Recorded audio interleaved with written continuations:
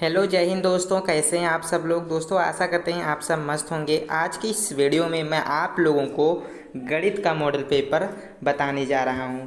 जितने भी स्टूडेंट कक्षा 10वीं में पढ़ रहे हैं और मैथ में वे काफ़ी वीक हैं, अगर स्ट्रॉन्ग भी हैं तो भी इस वीडियो को आखिरी तक देखिएगा, क्योंकि यहाँ से आपकी परीक्षा में दोस्तों कई सारे क्वेश्चंस फंसेंगे। ठीक है, तो इस वीडियो को स्किप करके आप लोग एग्ज़ाम देने मत जाइएगा, यानी कि पूरा वीडियो देख करके तभी आपको एग्ज़ाम देने जाना है। इससे आपका काफ़ी फ़ायदा होगा। आइए पहला प्रश्न देखते हैं हम।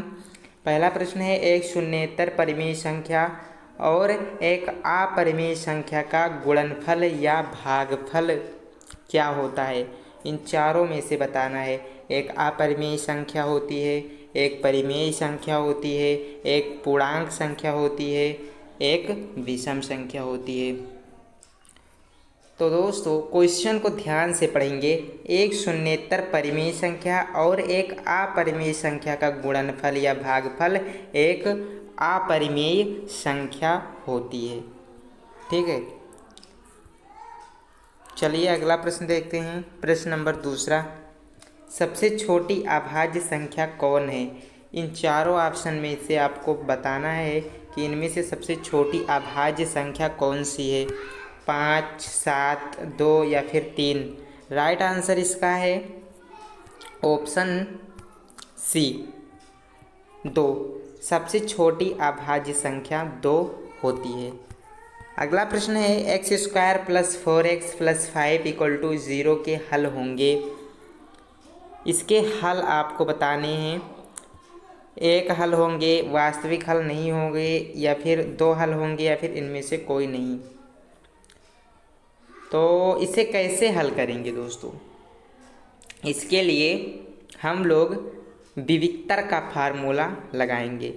विविक्तर के फार्मूले से v² - 4ac की वैल्यू कैलकुलेट करेंगे। अगर विविक्तर का मान 0 के बराबर आ जाता है तो उसके 2 समान मूल होंगे, और अगर 0 से बड़ा आता है विविक्तर तो उस केस में असमान मूल होंगे। ठीक है, और दोस्तों अगर 0 से छोटा आता है तो मूल काल्पनिक होंगे, यानी कि वास्तविक हल नहीं होंगे। ठीक है, तो दोस्तों आइए मैं इसका आंसर आपको बता देता हूँ। इसका सही आंसर है वास्तविक हल नहीं, यानी कि काल्पनिक हल होंगे, क्योंकि जो वैल्यू आएगा यहाँ से आपका, वो क्या आएगा, वो आएगा 0 से छोटा निगेटिव वैल्यू, और निगेटिव वैल्यू में काल्पनिक हल होता है। ठीक, जैसे हम निकाल लेते हैं, v है 4, 4 का वर्ग करेंगे तो यहाँ से आपका आ जाएगा 16। b² माइनस लगाया, ठीक है, b² यानी कि इस संख्या का जो b है 4 का स्क्वायर किया तब 16 आया, माइनस लगाया, फिर 4, ये क्या है, x² के गुणांक में जो संख्या है यानी कि 1, a फिर c यानी कि 5, 5 चौक 20। ठीक है, यहाँ से 16 माइनस 20, यानी कि आप लोग देख सकते हैं ये आया है -4, जो कि <0 है। इस केस में इसके हल जो होंगे वे काल्पनिक होंगे। ऑप्शन बी सही आंसर होगा। चौथा प्रश्न, द्विघात समीकरण x² - 5x + 6 = 0 के मूलों का योगफल है। मूलों के योगफल का फॉर्मूला होता है -v/c। शायद यही होता है, नहीं ये नहीं होता, -v/ ये होता है। ठीक है, -v/ये।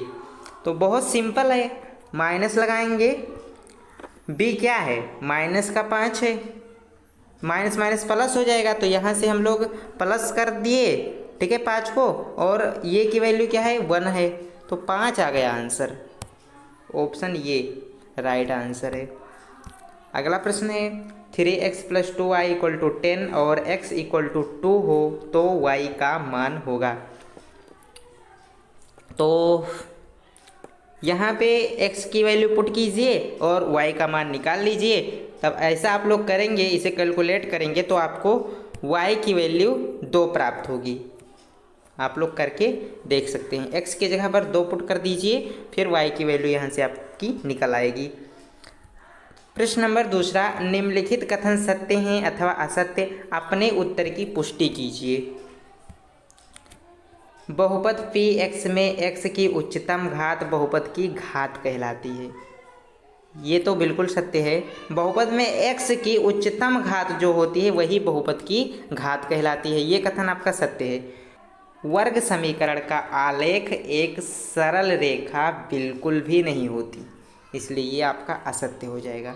समांतर श्रेणी के पद सदैव बढ़ते क्रम में होते हैं, ये भी सत्य नहीं है, यानी कि यह भी असत्य है, क्योंकि घटते और बढ़ते दोनों क्रम में हो सकते हैं। ठीक है, समांतर श्रेणी के पद 5 और 7 का समांतर माध्य 6 होता है। क्या ये सत्य है? 5 और 6 का समांतर माध्य 6 है? बिल्कुल है भाई। आप लोग देख सकते हैं 5 और 7 के बीच में 6 ही तो आता है, यानी कि आप लोग इस फार्मूले से भी इसका वैल्यू कैलकुलेट कर सकते हैं। ये प्लस बी अपॉन 2, ठीक है, इस तरह से कैलकुलेट कर सकते हैं। ये है 5, तो यहाँ पे 5 रखिए, 7 बी की जगह पर 7 रखिए। 7 और 5 कितना हुआ? 12, फिर 2 से डिवाइड कीजिए, 6 आएगा। तो ये आपका कथन सत्य हो जाएगा। यदि त्रिभुज की संगत भुजाएं आनुपातिक हों, यानी कि वे अनुपात में दे रखी हों त्रिभुज की संगत भुजाएं, तो वे त्रिभुज समरूप नहीं होते हैं। अरे इस केस में तो वो समरूप होगा ना त्रिभुज, वो दोनों त्रिभुज समरूप होंगे एक दूसरे के, अगर उनकी संगत भुजाएं आनुपातिक हैं तो ये भी आपका असत्य हो जाएगा। ठीक है, निम्नलिखित रिक्त स्थानों की पूर्ति कीजिए। आइए देखते हैं। रैखिक बहुपद के अधिकतम डैश डैश शून्यक हो सकते हैं। कितने शून्यक होंगे रैखिक बहुपद के? बिल्कुल सही, 1 शून्यक। रैखिक बहुपद के अधिकतम 1 शून्यक हो सकते हैं, एक से ज़्यादा कभी नहीं हो सकते। जब किसी समीकरण निकाय का कोई भी हल नहीं होता तब निकाय असंगत निकाय कहलाता है। तीसरा है हमारा, रैखिक समीकरण ax + by + c = 0 का आलेख एक सरल रेखा है। क्या है? एक सरल रेखा है। ठीक है। चौथा, समीकरण 3x² - 2x + 3 = 0 का विविक्तर, इसका विविक्तर क्या आएगा? 0 आएगा। आप लोग b² - 4ac की फार्मूले से निकाल सकते हैं। ठीक है, इसका विविक्तर 0 ही मिलेगा आपको। चलिए देखते हैं अगला प्रश्न क्या है हमारा। एक समांतर श्रेणी का प्रथम पद ये तथा सार्वंतर डी हो तो उसका nवां पद क्या होगा? उसका nवां पद का सूत्र हम जानते हैं, ये + n-1 × d होता है। a + n-1 × d आपको याद होगा। ठीक, ऐसा मैं मान सकता हूँ। चलिए, कुछ इंपॉर्टेंट क्वेश्चन है सब्जेक्टिव जो 2 से 4 अंक में पूछे जा सकते हैं आपके एग्जाम में, तो इन्हें आपको अच्छे से हल करके तब पेपर देने जाना है। 2 संपूरक कोणों में बड़ा कोण छोटे कोण से 18 डिग्री अधिक है। 2 संपूरक कोणों में 2 संपूरक कोण हैं, जिनमें से जो बड़ा कोण है वो छोटे कोण से 18 डिग्री अधिक है। उन कोणों को ज्ञात कीजिए। AP यानी कि समांतर श्रेणी 3, 8, 13, 18 ... का कौन सा पद 78 है? तो आपको बताना है n की वैल्यू क्या है। तो nवें पद के फॉर्मूले से इसका वैल्यू कैलकुलेट किया जा सकता है, जो मैंने आपको अभी बताया था रिक्त स्थान वाले में, कि इसका फॉर्मूला होता है ये + n-1 × d। इस वाले प्रश्न में बताया था ऊपर वाले। ठीक है, तो आराम से कैलकुलेट कर सकते हैं आप। चलिए मैं अभी आपको इसका सॉल्यूशन दिखाऊंगा। छठा प्रश्न देखिए, गुणनखंड विधि से 2x² + x - 6 = 0 के मूल ज्ञात कीजिए। आइए देखते हैं पहला प्रश्न।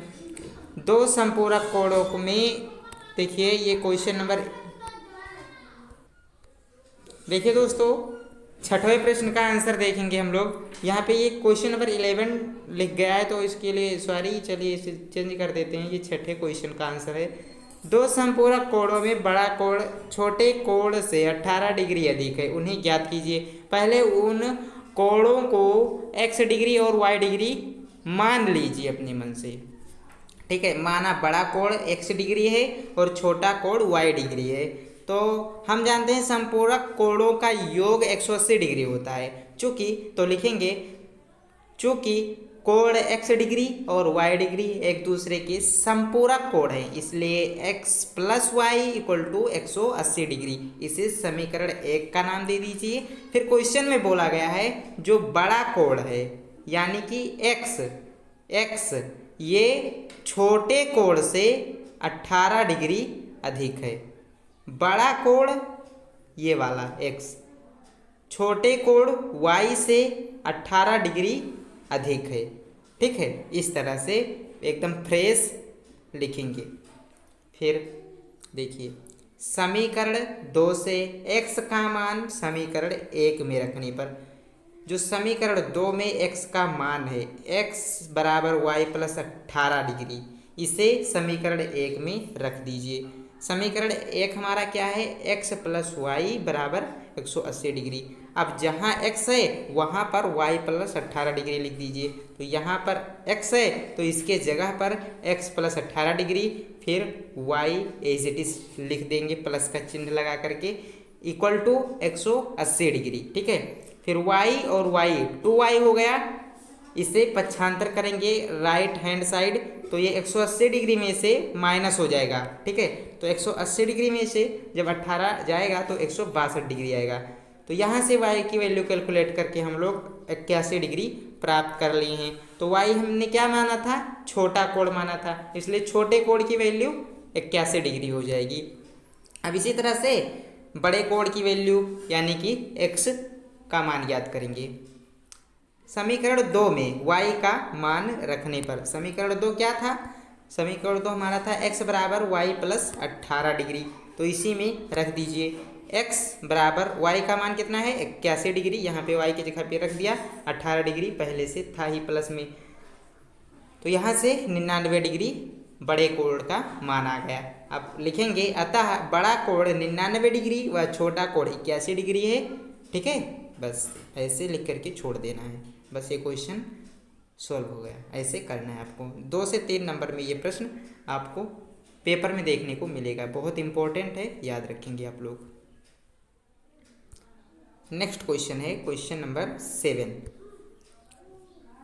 क्वेश्चन नंबर 7, समांतर श्रेणी 3, 8, 13, 18 डॉट डॉट डॉट का कौन सा पद 78 है। इसमें पहला पद पहले देखिए क्या है, 3 है पहला पद, ठीक है। दूसरा पद 8 है।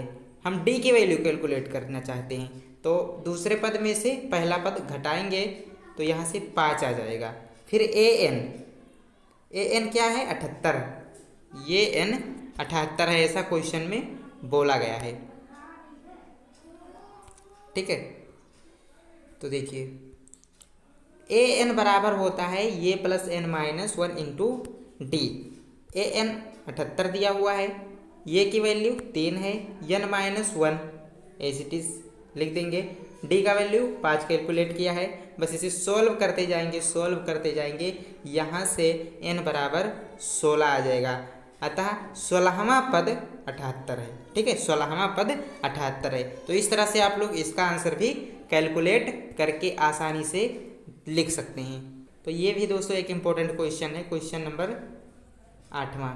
इस तरह के क्वेश्चन आने के पूरे चांस रहते हैं। ये क्वेश्चन नंबर 8वां नहीं है भाई, नंबरिंग में बहुत गलती हुई है।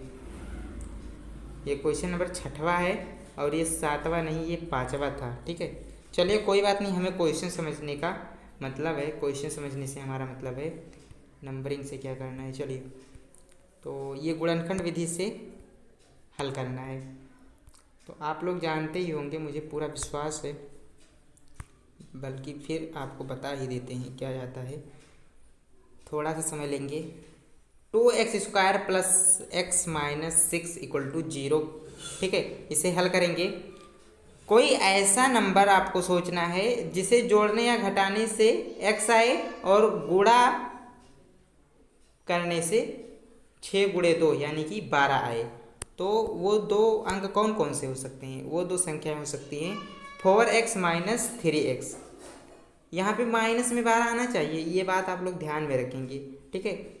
तो यहाँ से आप लोग 4x माइनस 3x ऐसा संख्या चुन सकते हैं, जिससे कि इसको घटाएंगे तो x आएगा, आपस में घटाने पर 4x माइनस 3x करेंगे तो x आएगा, और जब इनका मल्टीप्लाई करेंगे तो माइनस का 12 आएगा, ठीक है। तो इस तरह से अब यहाँ से 2x कॉमन ले लीजिए तो x प्लस 2 बचेगा, इसमें से -3 कॉमन ले लीजिए, यहाँ से x प्लस 2 बचेगा इक्वल टू 0। एक बार इसे लीजिए 2x माइनस 3, फिर एक बार x प्लस 2, इनमें से कोई एक ले लीजिए और इसे 0 के बराबर कर दीजिए, दोनों का मल्टीप्लाई। फिर देखिए दोस्तों 2x माइनस 3 इक्वल टू 0, इसको 0 के बराबर रखिए एक बार, फिर एक बार इसको 0 के बराबर रखिए। अब यहाँ से दो अलग अलग x के मान निकल आएंगे आपके, यहाँ आप लोग देख सकते हैं 3/2 एंड -2, दो वैल्यू मिल गई। तो आशा करते हैं दोस्तों आज के क्वेश्चंस आपको समझ में आ गए होंगे। तो चलिए लाइक कीजिए वीडियो को पसंद आया है तो, और अपने दोस्तों के पास भी इसे शेयर कीजिए ज़्यादा से ज़्यादा। भाई चैनल पर पहली बार आए हैं तो चैनल को सब्सक्राइब करके साथ हमारे जुड़ जाइए आप लोग। चलिए मिलते हैं नेक्स्ट वीडियो में। जय हिंद, वंदे मातरम।